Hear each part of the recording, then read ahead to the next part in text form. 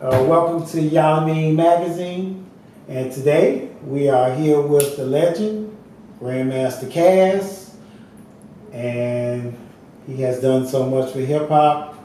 I'm still kind of awestruck, but let's let you start off by giving, since we have a second generation of hip hop going on, can you give the people out there like a brief history of what you've done and things of that nature, and all the things that you've done to contribute to the growth of the culture? I don't think we got enough film in that camera, all right, to cover all that.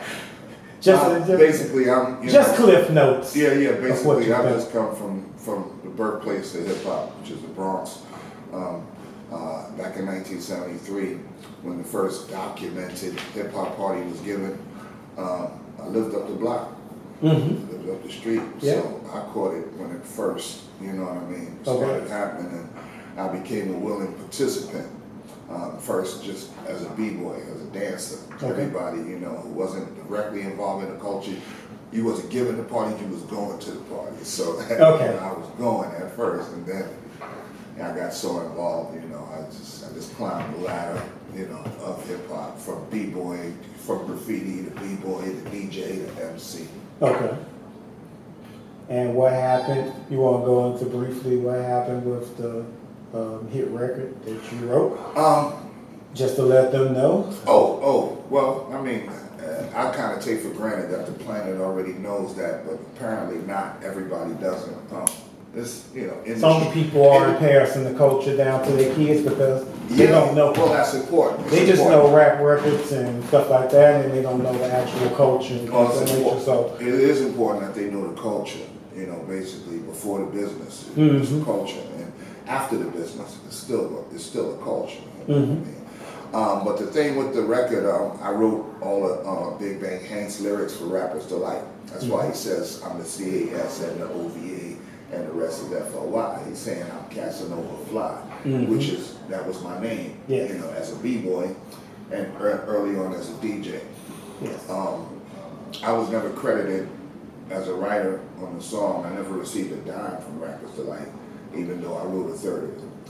And that was like one of the first travesties in hip hop, you know what I mean? But a lesson, you know, for other people to come afterwards, because the people that happened to, and you know, I'm not the first person that happened to in the music business. That is what the music business is. A lot of ideas have been stolen from black people. Especially black people. Through slavery and stuff like that. So we're the ones who don't have the knowledge of the business. So we're more culturally, you know what I mean, involved. We're more hands-on. We're the talent. We're the mindset, you know, in this thing. So while we thinking up songs and being creative and coming up with new ways to do things, there's people plotting and scheming on how to take it and make it, you know, make it a business. So I mean, that was the main thing about it, you know what I mean? We were the creators, and then you had the people who weren't talented but were book smart, or you know, went to college, to business courses and stuff like that. So early on, their mindset wasn't to make music, but how to make money off of music. So that, you know, that's where the business of hip hop came out of. So you know, my contribution to hip hop, you know, beyond that, you know, Rappers Delight, you know what I mean? That was a big thing for hip hop, but had I not been a part of it, it still would have happened. You know what I'm saying?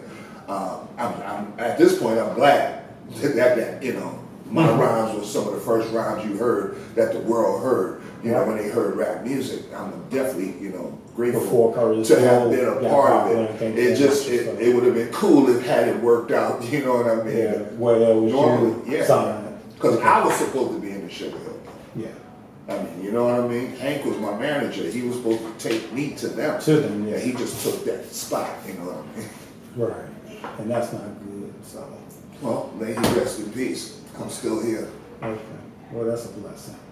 But well, let's get to a few of the questions. So let's start off here.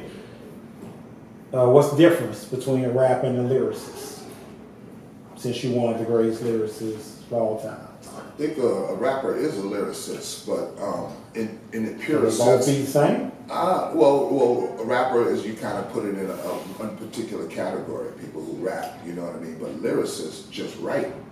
A lyricist is somebody who can write a rap, a song, a commercial, or anything. Once you're a lyricist, you know you have a skill, you know what I mean, at writing, and in no one particular writing. But a rapper writes raps. Yeah. You know what I mean? So it kind of puts you in a box where they consider you a rapper, but a rapper is a lyricist on a certain level, but just in that category. Okay. And who would you consider, like? Excuse me, let me answer that. And all rappers aren't lyricists because not all rappers write their own lyrics. Mm-hmm. Okay, so the No writers are the lyricists. Okay. The rapper is the one who spits Who's it. out there on the More forefront. times than none, especially back in my day, you wrote your own raps. Mhm. That's what made you an MC. Okay, because you wrote it. I mean, the music business doesn't have those kind of rules and conformities. They like, hey, whatever. I don't care who wrote it, who wrote it. They Just just give want me a to hit. sell, right? They just want platinum Yeah, records. yeah. Yeah. That's good. Who's the top 5 lyricists from 79 to 85 that opened up the doors for KRS and Rakim's success from 85 to 90? You have to say Melly Mel, of course, from the Furious Five. Curtis Blow. Okay. Well, Kumo D as well, because Yes, I mean, with awesome. that battle with Busy B, he just created a whole, you know what I mean? So, who did I say? Mel? Melly, Okay, Kumo D, Kumo D, Curtis Blow, and Curtis Blow. Run DMC, and we talking about Run DMC? the most influential. That's what you asked me, right? The people who influenced Yeah, the the next lyricists, generation. yeah, that opened up the Okay. doors. Yeah. Yeah, and myself. Okay. And myself. Because those guys, by making those records, those landmark records, they brought attention to rap and made people want to rap as a whole. I'm a rapper's rapper. I'm an MC's MC. You know what I mean? I make people want to be an MC. I make them want to be a better MC. So my influence on people like Who made you? I influence DMC and Run, you know what I mean? Let me hold you up. Who made you want to go home and write when you heard it? Melly Mel, He made you want to go home. the only and one. Sharpen up your Later skills. on, because you don't, in the purest sense of being an MC, you don't write off of other MCs. Mhm. Okay, you come up with your own stuff and your own, but nobody is not influenced by other people. Whether you like it or Everyone has not, some kind of even if you influence. don't do something because somebody did it, they influenced you. So you Not to, whatever. So everyone is an influence on each other. I mean, looking at it at the end of the day, when I was young, and I'm a pure yo, I don't listen to nobody. You know what I mean? I listen to but I listen to every fucking body. Right. All right, whether it's to do that or whether it's not to do that or just to see what was done. Everything sinks in one way or another. So that's why when I write today, I try not to listen to nobody because Okay. I know I'm gonna be So be influenced totally one way influential. or another, internally or externally. So Mhm. it is, yeah. That's part of the process. Okay. Next question. What 5 hip hop artists from the West Coast would you put together as a unit to be equivalent to the Juice Crew? Yes, you gonna get challenged today. West Coast.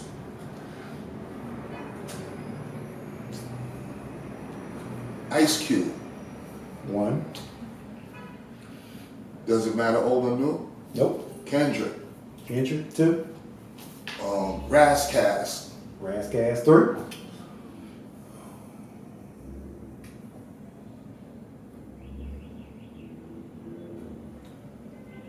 The DLC. DLC. 4. Damn, I know I'm leaving people out. West Coast lyricists. To equivalent to the Juice Crew or better. Snoop's a great freestyle. I have to throw Snoop in there. Yeah, So for the Snoop? left for number 5. Five? I'll throw Snoop in. Yeah, Okay. definitely. That's Snoop my number nephew. 5. Okay. Do you look back and think that you became too good lyrically, that you intimidated other artists to collaborate with you? Yeah, definitely. Elaborate, Mr. Definitely. I mean, nobody in particular, but whenever, you know. You can tell me after the interview who you called. No. Do I the ain't song call with you. nobody. All right, I don't do that. Somebody want to deal with you, they'll call you. You know what I mean? Mm-hmm. But yeah, because anytime you at the top of your game at something and you can kind of take the shine or something away from somebody, believe me, they're thinking about that. So I'm sure that, and I'm flattered by it. I ain't mad. I'm flattered. I know a lot of people don't want to get on with me. Mm-hmm. You know what I mean? I would imagine. Because I don't take it as a negative. I take it, you know what I mean. You don't want it with that dude. You know what I mean? So I mean, I'll take that. Mm-hmm. I'll take that. Do you feel like you probably could have dumbed down what you was doing, or you trying to make some stuff that was radio friendly? I've done that. But as far as doing it to work with somebody or dumbing down something just so I don't sound as too much better than them, you know what I mean? Fuck that. I'm gonna bring your level up. I ain't gonna bring mine down. Right. You know what I mean? All the members of my group, the Cold Crush Brothers, I mean, none of them were on my level lyrically, but I didn't dumb down, you know what I mean? I brought their level up. Okay. You understand what I'm saying? I made all of us sound dope. Right. You know what I mean? I'm not gonna sound less so we can all sound alike. Come on, step your shit up. Let's come up here. And that's what it's all about. That's what it's supposed to be about. That's what it's supposed to be.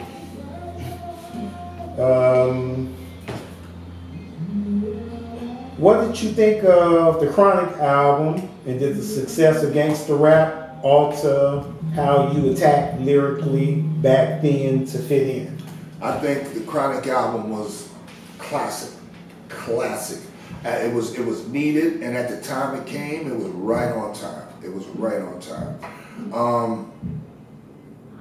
It definitely, when I was out there, the West Coast sound did influence me out at a point. I lived out there for 3 years. Okay. You know what I mean? We had a club on Hollywood Boulevard and one on Sunset. You know what I mean? I played twice a week. You know, in the club, and you know, Easy and all the West Coast cats used to be in our club.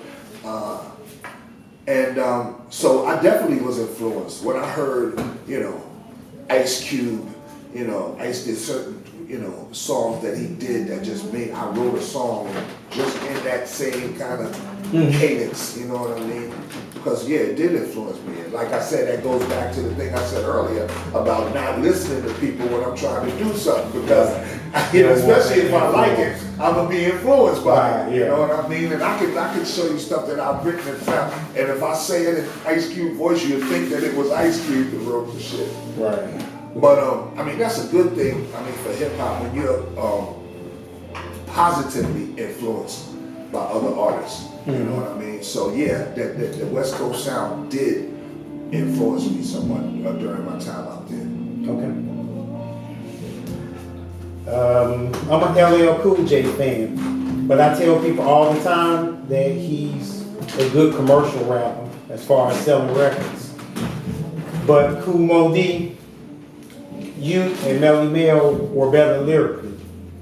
And LL cheated because he brought in Bobcat and had way more consistent production from Rick Rubin and the LA Posse. As a great lyricist, do you think if Kool Moe Dee brought in Marley Marl and DJ Premier for his production and DJ Cash Money to counter Bobcat as a top 5 greatest DJs ever, do you think that the historic battle would have turned out differently between LL and Kool Moe Dee? Sure, because you added more factors into it.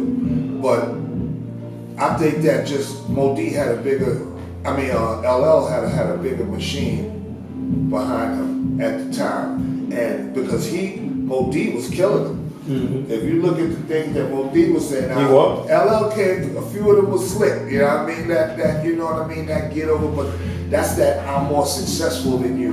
You know, kind of rap. Like, yo, whatever, man, you can't fuck with me. I'm so and so, this and that. So whatever you say, that shit is irrelevant because you ain't as big as me. Right? You know what I mean? So he's just using his popularity. Yeah, Okay, which Mode's is what you were supposed to do. He definitely got him a couple of times, you know what I mean? But overall, you know, Mo D is a better MC, a better lyricist. Okay. You know what I mean? And the only factors that will put one over the other, like you said, if you're that would put you over a better lyricist is if you had more behind you. You know what I mean? You had a big machine behind you. Right. And that's basically what he had.